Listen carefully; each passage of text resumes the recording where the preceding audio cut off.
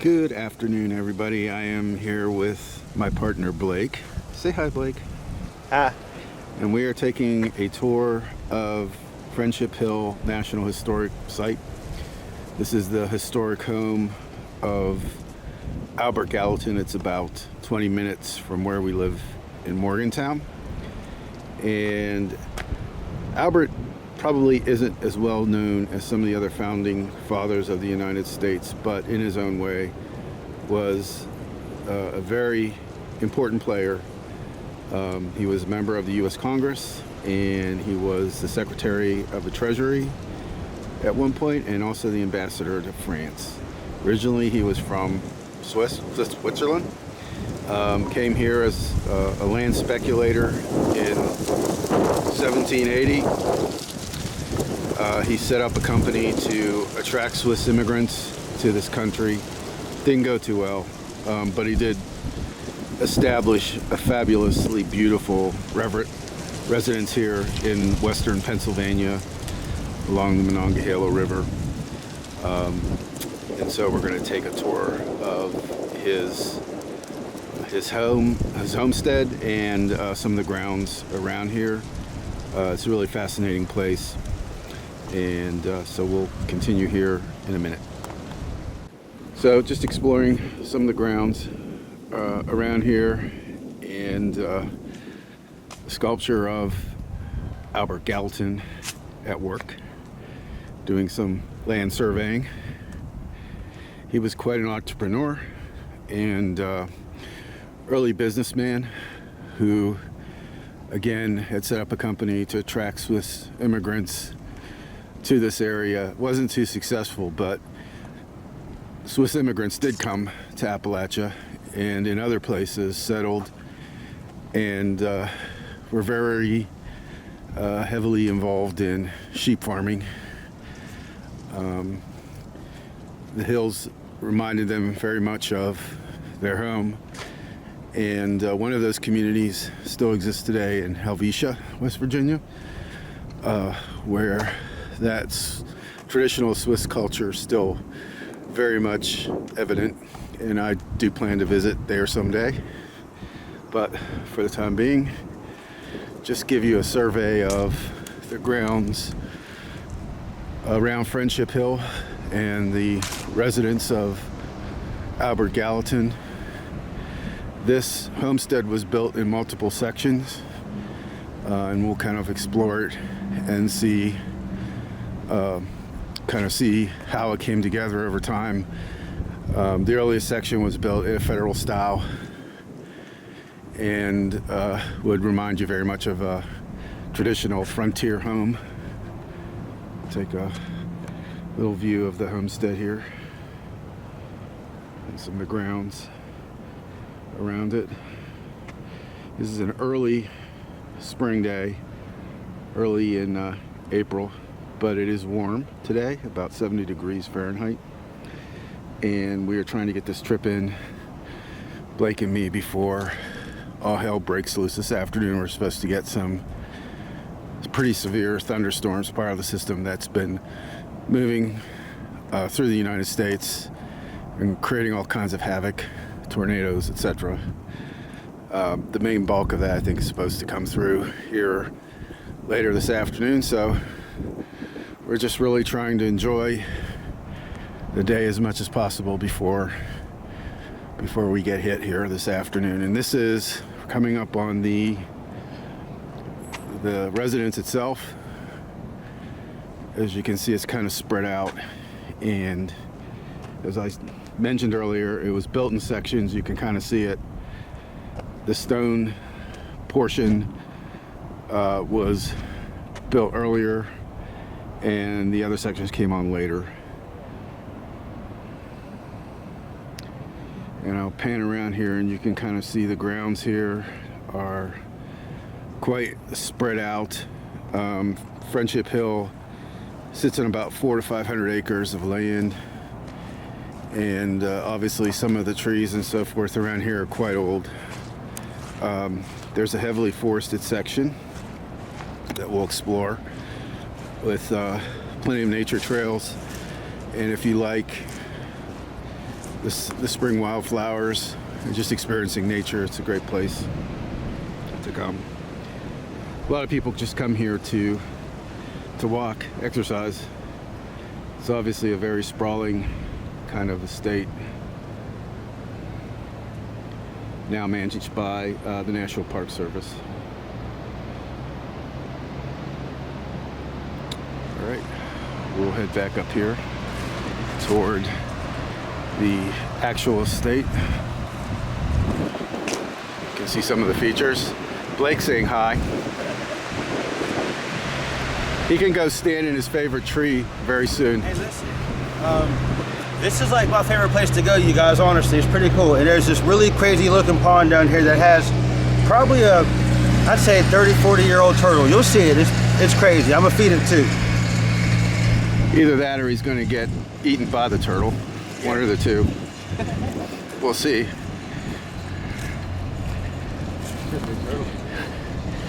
And this is, as you can see, we're coming up on the older part of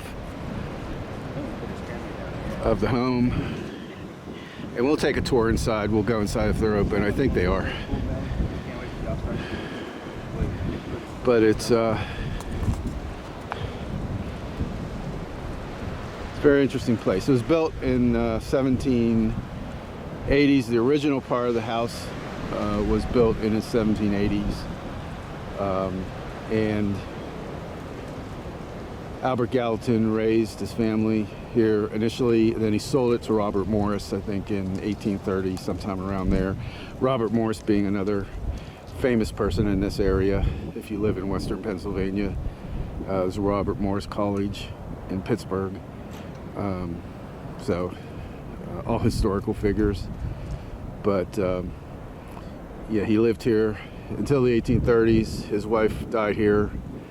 We'll visit the supposed grave site. And for those of you who enjoy ghost stories and so forth, I don't have anything here.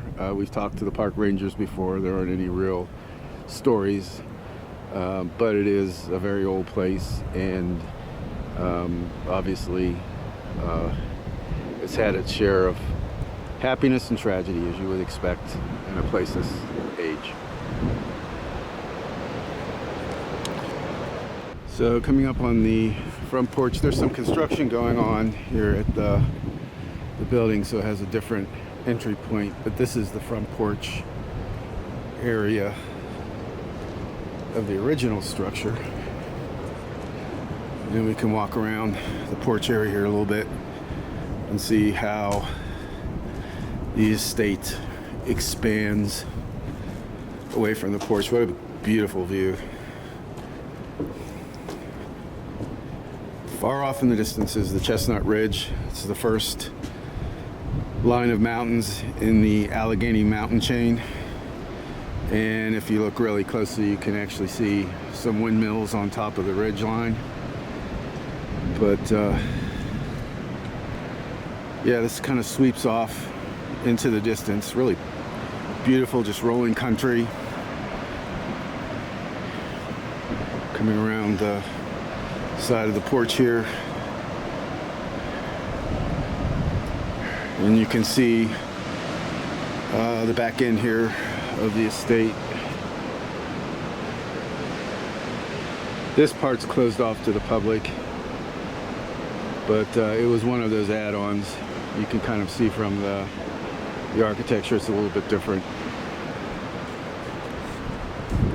We're going to do the tour here, and coming up to the front door, there's some construction around, so the normal entrance is closed, but this is the front door, very ornate, and a very interesting little knob fixture here that you turn and push in, and then you can come into the foyer here and get a sense of the restoration that's been going on in the house. And you can see here one of the restored rooms in the house. And we'll continue through the tour. Here's another area. with the fireplace. So this was the original stone house. And you can kind of see the original construction on this part of the house was in 1823. And some of the history here associated with the household.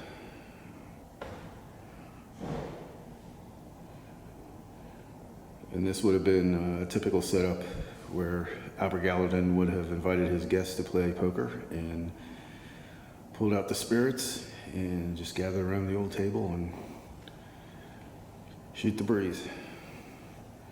I imagine that there were some important political discussions that happened here also, because he was a very important political figure, and so I'm sure he had many guests in his house. They were quite prominent. Some of his peers at the time were Thomas Jefferson and James Madison. And Albert Gallatin is not as famous as some of those folks, but he has played a very key role in the history of this country. Again, he was a U.S. congressman, and he was also Secretary of the Treasury and ambassador to France for a while. But most of that happened after he moved away from here in 1830.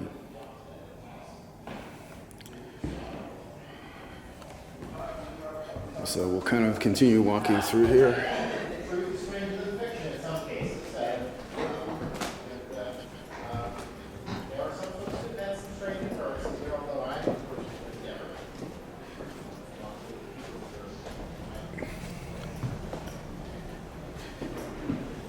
Now here's part of the frame house that was built in 1798. So this was the earlier section. And you can actually see in here some of the old original dishes that were from that time period. And as we walk into here, this was the kitchen area.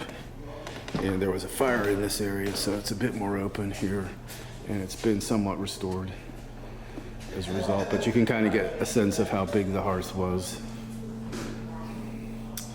And this is where they would cook their meals. Now, unfortunately, in our history, of course, slaves were part of that history, and Albert Gallatin, like most of his peers at the time, did have African-American slaves that worked here. I wish I could say that he had a more liberated mind about some of this kind of stuff, but as with most of the shakers and the doers of the time, for them, slavery was just part of that culture, part of that history. And it's here that they would have been helping to prepare meals for the family. You can get a sense here just of some of the old stone here.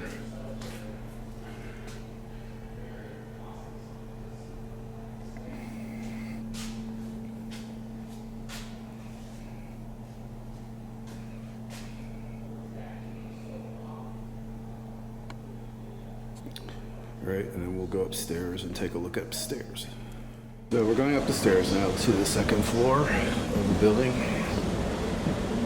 We get a few bedrooms up here that have been restored. As I said, when I've talked to the park ranger here, not a lot of stories about the supernatural. So for those of you who are ghost hunters, this may not be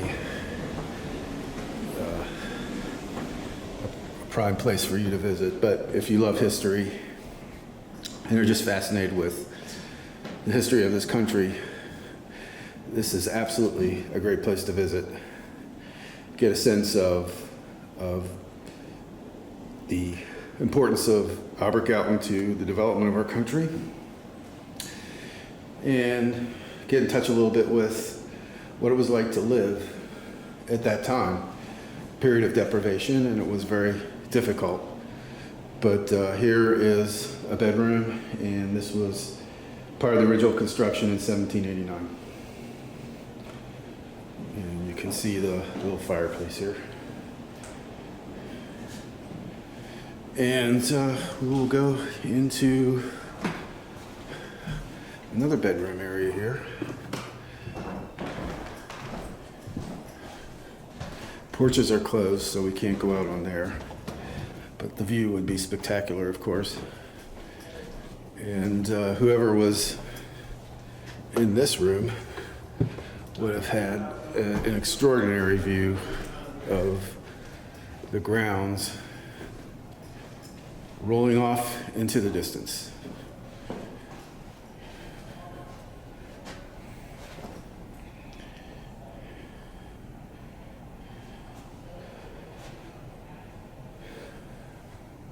Big grand fireplace here.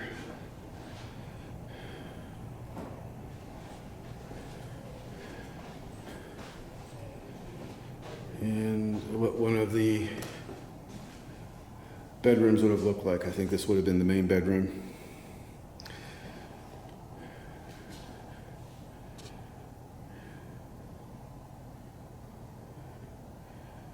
Which has been restored as part of the work that the National Park Service has done. So Friendship Hill National Historic Park is part of the larger Fort Necessity National Battlefield Park, which is probably about 15, 20 miles away from here, up on top of the mountain, up on top of Chestnut Ridge.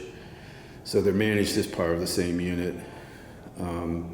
And of course, have a lot of history associated with them in this area of the country, which many people aren't really familiar with. It's been an important part of the development of America. The National Road came through here in 1820, it was the first major highway from the East Coast into the Midwest. And it was the route on which many immigrants moved from the East Coast of the United States over into the Midwest, as well as many citizens looking for new opportunities. And that accelerated, of course, as gold was discovered out west, and that flow increased, and that road, the National Road, which is now paralleled by US Route 40, became increasingly important as a point of transit. And of course, all of the history associated with the French and Indian War, which predated the Revolutionary War, and really helped kind of establish the boundaries for what would become the United States of America, as Great Britain and France and their allies fought it out in the 1750s for territory. And then later followed by the Revolution and the American Revolution and the settlement of this area. So tremendous amount of history. And if you're interested in any of that, this is a great place to visit. And if you're more interested in nature, it's a great place to visit. Final note here, one of the business ventures that Albert Gallatin entered into was glassmaking. This area of the country would go on to have a very high concentration of glassworks because the natural resources were readily available here, including sand. And Albert Gallatin, being an entrepreneur, was obviously always aware of opportunities to make money. And so one of the things that he became involved in was glassmaking. And you can see some of the artifacts from that early period of glassmaking in this area.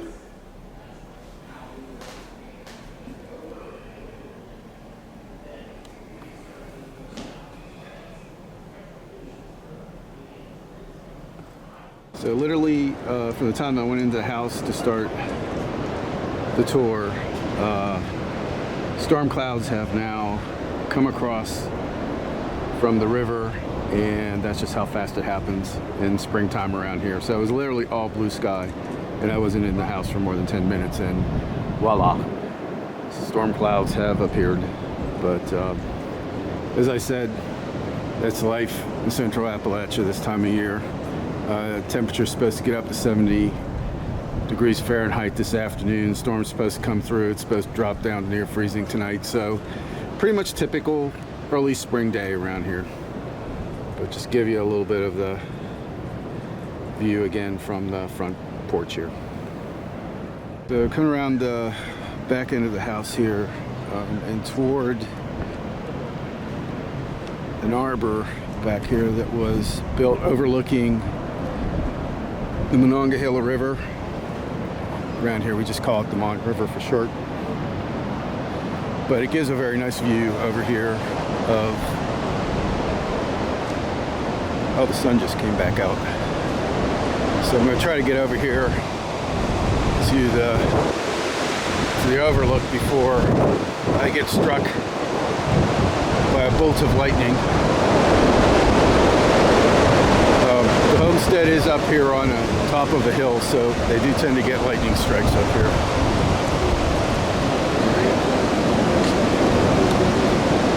You can hear the wind as the storms start moving in.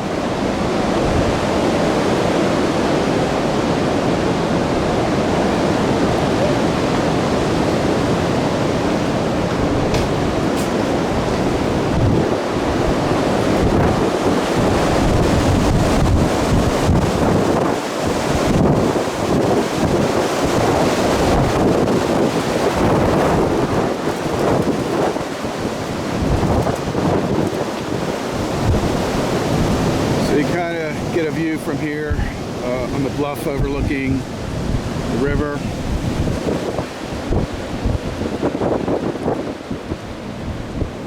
This must have been a pretty spectacular view back in the day. You can see some of the old stonework. Of course, there has been industrialized since, but still get a pretty nice view from here. And kind of looking back again toward the house and the homestead.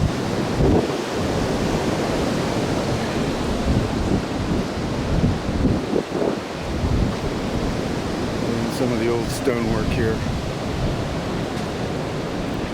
Pretty cool. We gotta go, guys. All right, we got stuff on the back porch that needs to come in. So, until next time. No, we're going down to the turtle pond. We're not going. Look at them clouds right now. I gotta go. Listen, he gonna get cussed out on his own channel. All right, and y'all know me. I will cuss him out right here. And storm him. We gotta go. Tornado weather.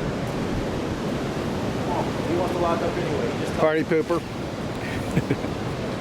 Anyway, for what it was worth, and you can get a view of the back end of the structure here. Definitely worth a visit. Next time I come up, it'll be a little deeper into spring, and we'll be able to do some walks along the trails here, which are quite beautiful, and kind of see what's popping.